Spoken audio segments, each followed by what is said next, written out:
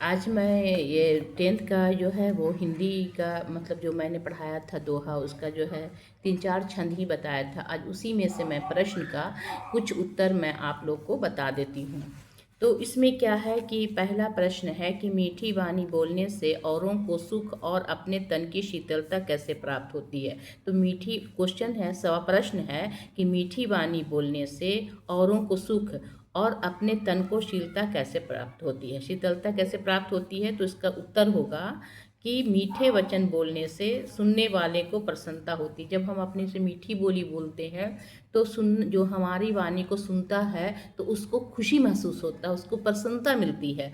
केवल इतना ही नहीं, मीठे वचन बोलने वाले को भी प्रसन्नता प्राप्त होती है, और जो खुद मीठा बोली बोल रहा है तो उसको भी अब खुशी प्राप्त होती है कि हमने कोई कटु आवाज़ नहीं बताया, कठोर लफ्ज़ नहीं बताया, कठोर शब्द नहीं बयान किया बताया है।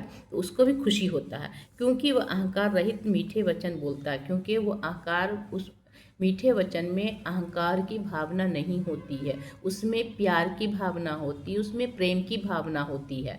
तो इसको इस तरह से हम लोग लिख लेंगे। पहला प्रश्न क्या था कि मीठी वाणी बोलने से औरों को सुख और अपने तन की शीतलता कैसे प्राप्त होती है। उसका उत्तर हम लिखेंगे कि मीठे वचन बोलने से सुनने वालों को प्रसन्नता होती है। केवल इतना ही नहीं, मीठे वचन बोलने वाले को भी प्रसन्नता प्राप्त होती है, क्योंकि वह अहंकार रहित मीठे वचन बोलता है। इतना उत्तर लिख लीजिएगा। अब दूसरा प्रश्न है, दीपक दिखाई देने पर अंधियारा कैसे मिट जाता है। साखी के संदर्भ में स्पष्ट कीजिए, साखी के संदर्भ में स्पष्ट कीजिए कि दीपक दिखाई देने पर अंधियारा कैसे मिट जाता है। ये नहीं कि मतलब कि अपने से बोल लिखना, वो साखी जो छंद जो कबीर जो लिखे हैं उसके मतलब के संदर्भ में उत्तर देना है। तो अब इसमें उत्तर होगा कि जब व्यक्ति के हृदय में ज्ञान का दीपक जल जाता है, इसको कैसे लिखोगे कि जब व्यक्ति के हृदय में ज्ञान का दीपक जल जाता है तब उसके हृदय का सारा अहंकार नष्ट हो जाता है, उसकी अज्ञानता का अंधकार नष्ट हो जाता है। ऐसे व्यक्ति के लिए ईश्वर को प्राप्त करना आसान हो जाता है। फिर से मैं दोहरा रही हूँ कि इसका अंतर जो है, इसका उत्तर जो है वह ऐसे लिखेगा, जब व्यक्ति के हृदय में ज्ञान का दीपक जल जाता है तब उसके हृदय का सारा अहंकार नष्ट हो जाता है, उसकी अज्ञानता का अंधकार नष्ट हो ऐसे व्यक्ति के लिए ईश्वर को प्राप्त करना आसान हो जाता है। ये हो गया।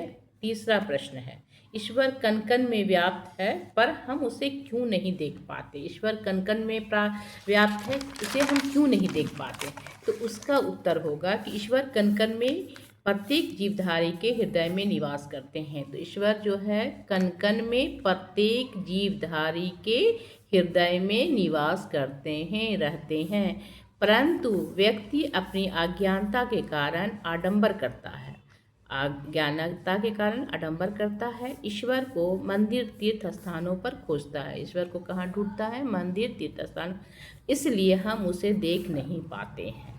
इतना लिखेगा। फिर से मैं रिपीट कर दे रही हूँ, ईश्वर कण कण में प्रत्येक जीवधारी के हृदय में निवास करते हैं, परंतु व्यक्ति ईश्वर को मंदिर तीर्थ स्थानों पर खोजता है, इसलिए हम उसे देख नहीं पाते हैं। तो इसका हो गया। अब चौथा क्वेश्चन है, चौथा प्रश्न है। चौथा प्रश्न ये है कि संसार में सुखी व्यक्ति कौन है और दुखी कौन है। यहाँ सोना और जागना किसके प्रतीक है, इसका प्रयोग यहाँ क्यों किया गया है, स्पष्ट कीजिए। तो इसको स्पष्ट करना है।